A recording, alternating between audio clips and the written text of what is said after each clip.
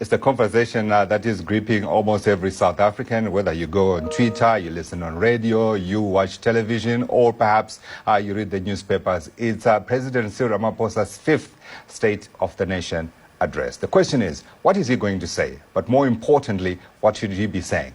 Joining us now to discuss further is Bernstein. She's Executive Director at the Center for Development and Enterprise. And thanks very much for coming through. So I was saying to you before we went on live that I wanted to tell you what I think the president should be saying. And what I think he should be saying is a very, very short statement along the lines. Compatriots, last year I promised to deliver 1, 2, 3, 4. Out of those 1, 2, 3, 4 things, I delivered on 1, 2, 3. I didn't deliver on 1. Good night. God bless South Africa. What do you think of my speech? Look, there are two things that are different in 2022. The first is that we've had the July riots, which were a devastating blow to the country. Not only did we lose infrastructure, 365 lives, but I think people's faith in the stability of South Africa was affected, and we still have not arrested or charged or put in jail the masterminds behind the big planning of these terrible events. So that's the first thing. The second is that we reached the unenviable position of having the world's worst unemployment rate. So things are worse than they were a year ago in terms of some big issues.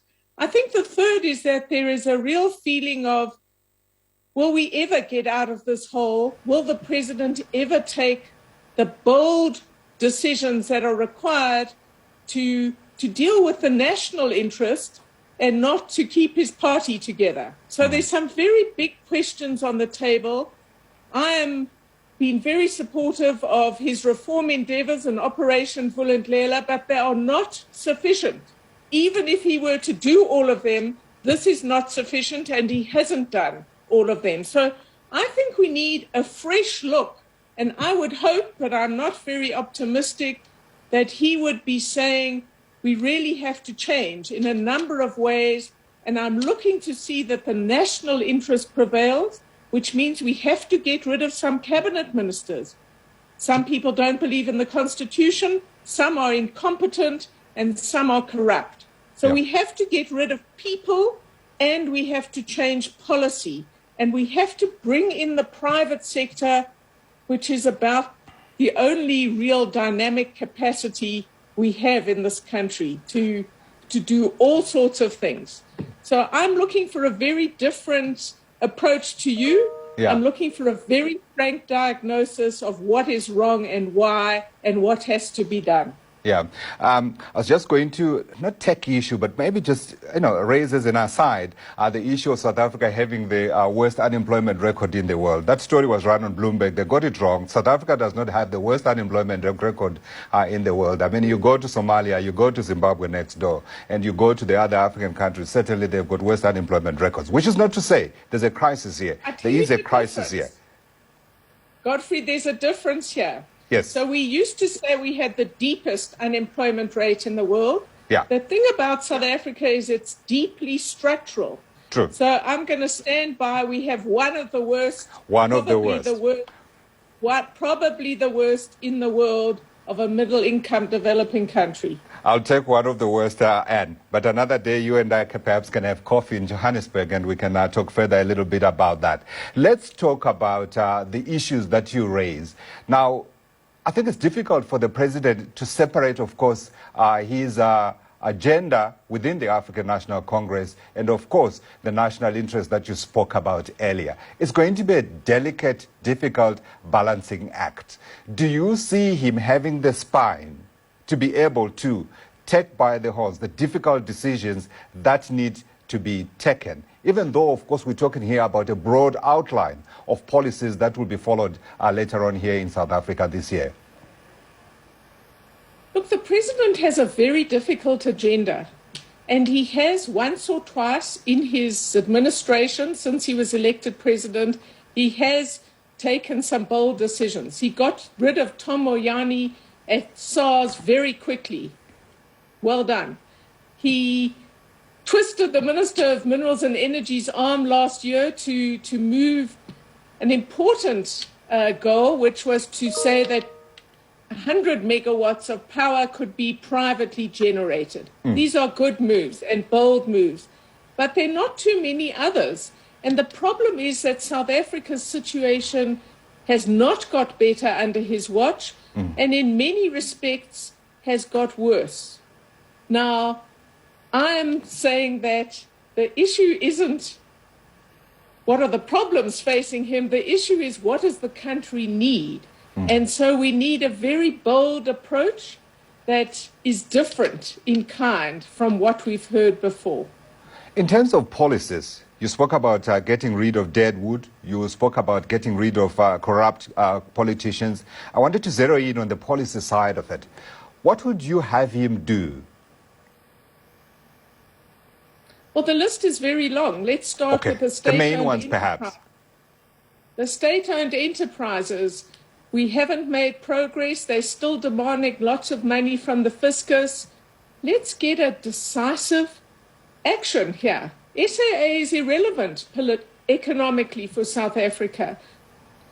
You know, we need to act there, and that requires a new approach to bring the private sector in and do it quickly. That's one.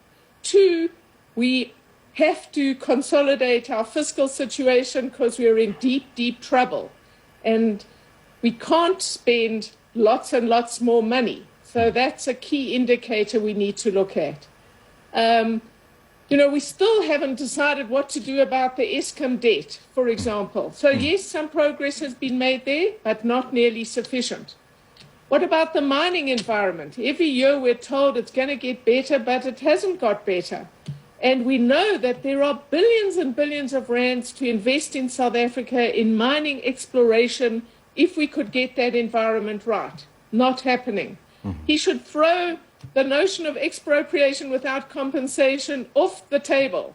The Constitution allows for it in very rare circumstances for land reform. It's good enough. Take that issue off the table. Maybe we'll get some new investment in agriculture. So I think there are a lot of areas. He should not talk about a new smart city. It's a terrible idea. He should talk about how he's going to manage urbanization better and manage our cities, our existing metropolitan areas and other cities much better so that they become cities of hope for the poor. So there are lots of things he could be doing. Yeah. It's not business as usual. It's not ticking off a little list. It's not tweaking. There are a whole lot of things that have to change.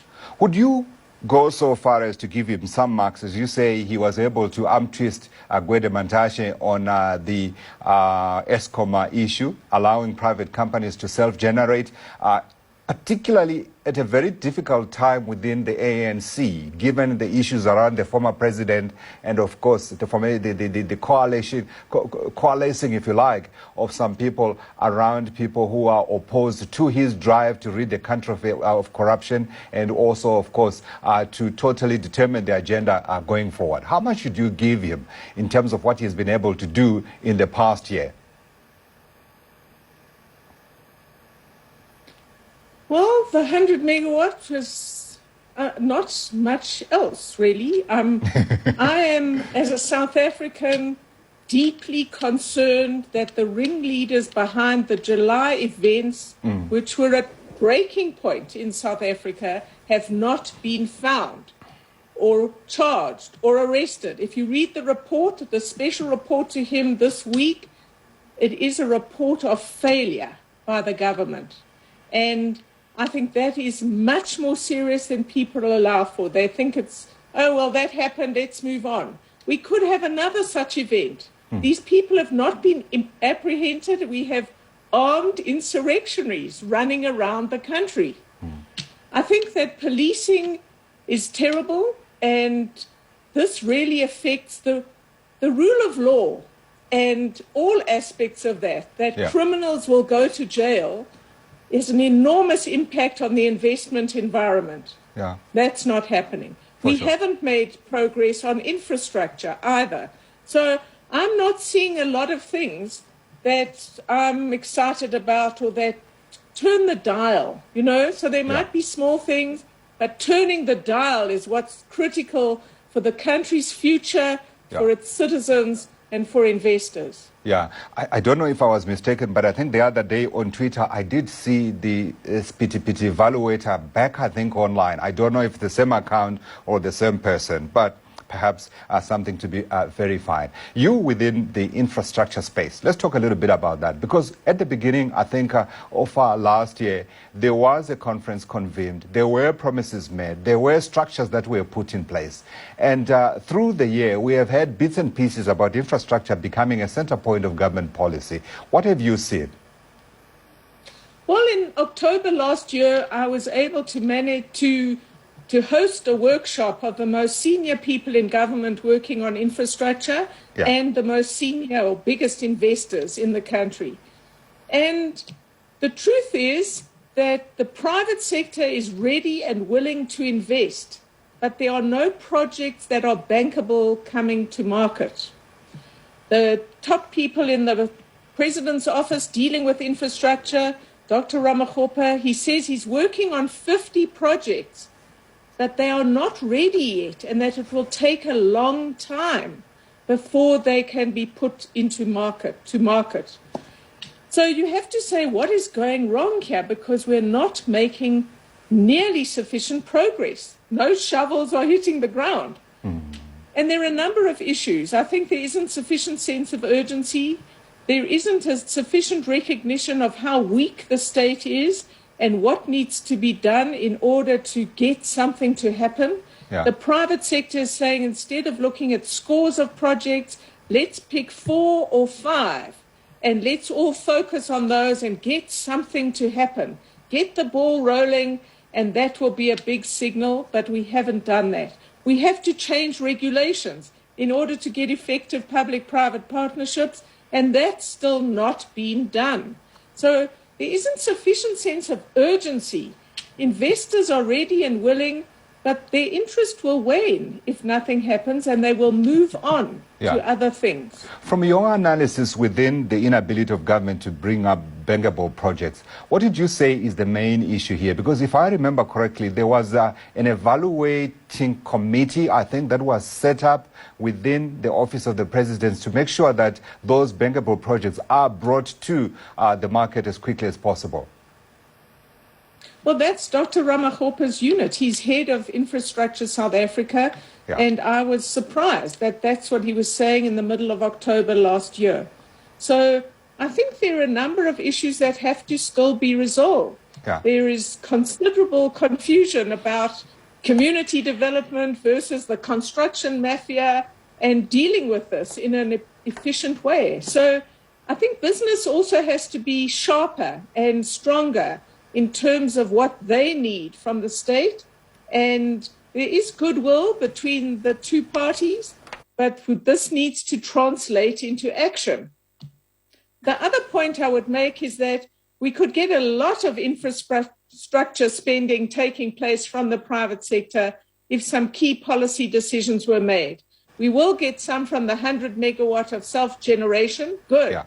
We must move on the ports, on the rail, and bringing in private sector players, the roads. You've got to take a decision on e-tolls. You can't just delay and delay and delay, because this affects the environment for risk-taking and for investment. Absolutely. As someone said, you've got to like the job to be in it. There's no question about that. A litany of problems are facing the president as he prepares to address the nation tonight. I wonder what he's going to say. Will you be watching, Anne? I will be watching, yes. Okay. I have to watch because my job demands that I watch. But if I had a choice, I might not have been watching. Thanks very much. I have to watch too, yeah. Thanks for joining us. Anne Bernstein, Executive Director at the Center for Development and Enterprise. From a broad picture story.